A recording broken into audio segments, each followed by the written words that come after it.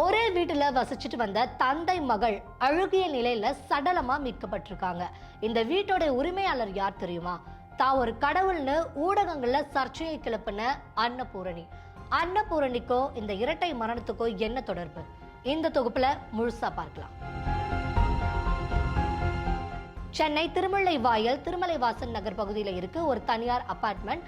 அந்த அபார்ட்மெண்ட்ல இருந்து காவல்துறைக்கு ஒரு தகவல் போயிருக்கு. அதாவது இந்த அபார்ட்மெண்ட்ல இருக்கக்கூடிய 4வது ஃப்ளோர்ல ஒரு வீட்டுல இருந்து துர்நாற்றம் வீசுறதா அக்கம் பக்கத்துல இருக்கக்கூடிய மக்கள் காவல்துறைக்கு தகவல் கொடுத்திருக்காங்க. காவல்துறையும் சம்பவ இடத்திற்கு போயிருக்காங்க. வீட்டை ஓபன் பண்றதுக்காக பார்க்கும்போது தான் வீட்டோடைய வெளித்தாப்பால் பூட்டு போட்டிருக்கு.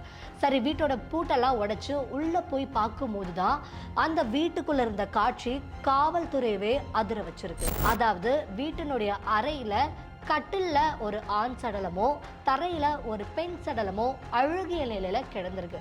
கிட்டத்தட்ட அடையாளமே தெரியாத அளவுக்கு அந்த 2 சடலங்களும் எலும்பு கூட கிடந்திருக்கு. இது நிச்சயம் கொலையா இருக்கும் அப்படின்னு சந்தேகம் அடைஞ்ச போலீசார் அக்கம் பக்கத்துல விசாரிச்சிருக்காங்க. அப்பதான் இந்த வீட்டுல ஒரு டாக்டர் தங்கி இருந்ததாவோ அவர் அப்பப்போ இந்த வீட்டுக்கு வந்து சென்றதாகவோ அக்கம் பக்கத்துல இருந்தவங்க காவல்துறை கிட்ட வாக்குமூலம் கொடுத்திருக்காங்க. உடனே சந்தேகம் அடைஞ்ச போலீசார் சிசிடிவி காட்சி, அங்க இருக்கக்கூடிய செல்போன் டவர் சிக்னல், அதுக்கப்புறம் அந்த டாக்டரோட நம்பரையோ வாங்கி அவருக்கே கான்டாக்ட் பண்ணிருக்காங்க. கான்டாக்ட் பண்ணி அவரை விசாரணைக்கோ அழைச்சி இன்வெஸ்டிகேஷன் பண்ணிருக்காங்க. அப்போதான் அவர் கொடுத்த வாக்குமூலம் காவல்துறையவே அதிர வச்சிருக்கு. காஞ்சிபுரத்தை பூர்வீகமாக கொண்ட அந்த டாக்டரோட பேரு எபினேசர். 34 வயசாகுது இவருக்கு. இவர் வெளிநாட்டுல மருத்துவம் படிச்சுட்டு சென்னையில ஓஎம்ஆர்ல இருக்கக்கூடிய ஒரு தனியார் மருத்துவமனையில மருத்துவரா வேலை செஞ்சுட்டு வந்திருக்காரு. இந்த சூழல தான் சோசியல் மீடியாவுக்கு அடிக்ட் ஆன எபினேசருக்கு இன்ஸ்டாகிராம் மூலமா சிந்தியா அப்படிங்கிற ஒரு பெண்ணோடைய பழக்கம் ஏற்பட்டிருக்கு. சிந்தியாவோட சொந்த ஊர் வேலூர். சிந்தியாவுக்கு 37 வயசு. இவங்க ஐடி நிறுவனத்துல வேலை பார்த்துட்டு வராங்க. இவங்க ஏற்கனவே திருமணமாகி கணவரை பிரிஞ்சு தன்னுடைய தந்தை கூட வசிச்சுட்டு வராங்க. சிந்தியாவோட தந்தை பேர் ஷாம்வேல் சங்கர். இவருக்கு 78 வயசாகுது. சிறுநீரக நோயால பாதிக்கப்பட்டிருக்காரு. இந்த சூழல தான் சிந்தியா தன்னுடைய தந்தைக்கு வேலூர்லயே ட்ரீட்மெண்ட் பார்த்துட்டு வந்திருக்காங்க. அவ்வப்போது தனக்கு நேரம் கிடைக்கும் போது எபினேசர் சென்னையில மீட் பண்ணிட்டு இருந்திருக்காங்க. ஆனா ஒரு கட்டத்துல எபினேசருக்கு சிந்தியாவோட ஒன்னா இருக்கணும், ஒன்னா வாழணும்னு ஒரு ஆசை வந்திருக்கு. அதனால சிந்தியாவையும் அவருடைய தந்தையும் சென்னைக்கு வரவழைச்சிருக்காரு. சென்னையில வச்சு சிந்தியாவோட தந்தை ஷாம்வேல் சங்கருக்கு ட்ரீட்மெண்ட் பண்ணிருக்காங்க. ஆனா அந்த ட்ரீட்மெண்ட் ஒரு கட்டத்துல ஃபெயிலியர் ஆகி கடந்த செப்டம்பர் மாதம் 6ஆம் தேதி சிந்தியாவுடைய தந்தை இறந்து போயிருக்காரு. அப்போதான் என்ன இருக்குன்னா இவங்க 2 பேருக்கு நடுவுல பெருசா சண்டை வெடிச்சிருக்கு. அதாவது சிந்தியா தன்னுடைய தந்தை வேலூர்லயே ட்ரீட்மெண்ட் பார்த்திருந்தா நல்லா இருந்திருப்பாரு, இறந்து போயிருக்க மாட்டாருன்னு எபினேசருடைய சண்டை போட்டிருக்காங்க. எபினேசரும் சிந்தியாவுடைய வாக்குவாதம் பண்ணியிருக்காரு. ஒரு கட்டத்துல தான் சிந்தியாவை விட்டுட்டு ஃபாரினுக்கு வேலைக்கு போறதா சிந்தியா கிட்ட வாக்குவாதம் பண்ணியிருக்காரு. இதனால இவங்க 2 பேருக்கு நடுவுல பயங்கரமான வாக்குவாதம் வெடிச்சு எபினேசர் சிந்தியாவை பிடிச்சு கீழே தள்ளி இருக்காரு. கீழே விழுந்த சிந்தியா தலையில அடிபட்டு அப்படியே மயங்கி இறந்து போயிருக்காங்க. 2 பேரோட சடலத்தையும் பார்த்து பதறி போன எபினேசருக்கு போலீஸ் கிட்ட மாட்டிக்கிட்டா என்ன பண்றது அப்படின்னு பயம் வந்திருக்கு. ஏன்னா எபினேசருக்கு ஏற்கனவே இருதய நோய் இருக்கக்கூடிய ஒரு தாயும் காஞ்சிபுரத்துல இருக்காங்க. அதனால போலீஸ் கிட்ட இருந்து தப்பிக்கிறதுக்காக எபினேசர் இவங்களோட சடலத்தை மூடி மறைக்க பிளான் பண்ணியிருக்காரு. அதுக்கு அவர் முதல்ல பண்ண விஷயம் வீட்டோட ஏசியை ஆன் பண்ணியிருக்காரு. வீட்டோட ஏசியை -16 டிகிரிக்கும் கம்மியா வச்சிருக்காரு. செகண்ட் அவர் என்ன பண்ணிருக்காருன்னு பார்த்தோம்னா, அவர் ஏற்கனவே ஒரு மருத்துவர்.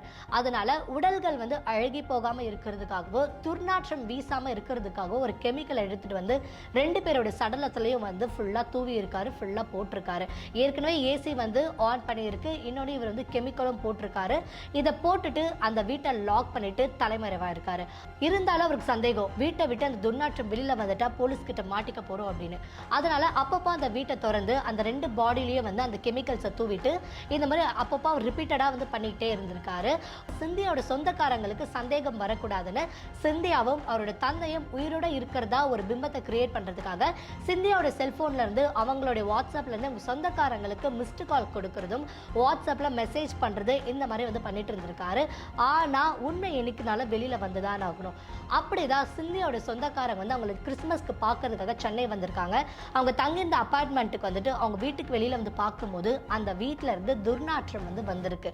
உடனே அக்கம் பக்கத்தில் இருக்கிறவங்க கிட்ட சொல்லி போலீஸ் ஸ்டேஷன்ல கம்ப்ளைண்ட் கொடுத்திருக்காங்க. காவல்துறையினர் சந்தேகத்தின் அடிப்படையில தான் எபினேசரை கைது செஞ்சு விசாரிச்சிருக்காங்க. அப்போதான் எபினேசர் இந்த எல்லா உண்மைகளையுமே வாக்குமூலமா போலீஸ் கிட்ட கொடுத்திருக்காரு. சிந்தியாவோட கொலை வழக்குல எபினேசர் கைது செய்யப்பட்டிருக்காரு. ஆனா இந்த கொலைக்கும் அன்னபூரணிக்கும் என்ன சம்பந்தம் அப்படின்னு இப்போ உங்களுக்கு ஒரு சந்தேகம் வரும். அதாவது எபினேசர் தங்கி இருந்த வீடு அன்னபூரணியுடைய வீடு. சில வருடங்களுக்கு முன்னாடி அன்னபூரணி ஒரு நபருடைய கள்ளக்காதல இருந்ததா தனியார் தொலைக்காட்சிக்கு போயிருக்காங்க. அந்த வீடியோ வந்து வெளியாகி பெரும் சர்ச்சையை கிளப்பிச்சு. அந்த கள்ளக்காதலுடைய சொந்த வீடு தான் இந்த வீடு. ஆனா அந்த கள்ளக்காதலன் என்ன பண்ணியிருக்காரு, சில வருடங்கள் கழிச்சு மர்மமான முறையில இறந்து போயிருக்காரு. ஸோ இவர் இறந்து போனதுக்கு அப்புறம் அன்னபூரணி தன்னுடைய பேர்ல இந்த வீடை எழுதி வாங்கியிருக்காங்க. ஆனா அவங்களால இந்த வீட்டில் தொடர்ந்து இருக்கவே முடியல. பல சர்ச்சைகள், மீடியாவில் வெளியான விஷயங்கள் எதுவுமே அன்னபூரணியை நிம்மதியா இருக்க விடல. அதனால இந்த வீடை எபினேசருக்கு வாடகைக்கு விட்டுட்டு அன்னபூர்ணி இந்த இடத்த காலி பண்ணிட்டு வேற ஊருக்கு போயிட்டாங்க. அதற்கு அப்புறம் தான் இந்த சம்பவம் வந்து நடைபெற்றிருக்கு. ஏற்கனவே அன்னபூர்ணியோட கள்ளக்காதலன் இதே வீட்டில் மர்மமான முறையில் இறந்து போன சூழல்ல இப்போ எபினேசரும் தன்னுடைய காதலியவே இந்த வீட்டில் கொலை பண்ணியிருக்காரு. இப்படி அடுத்தடுத்து நடந்த இந்த மரணங்கள் அந்த பகுதியில் இருக்கக்கூடிய மக்களை அச்சத்துல உரைய வச்சிருக்கு.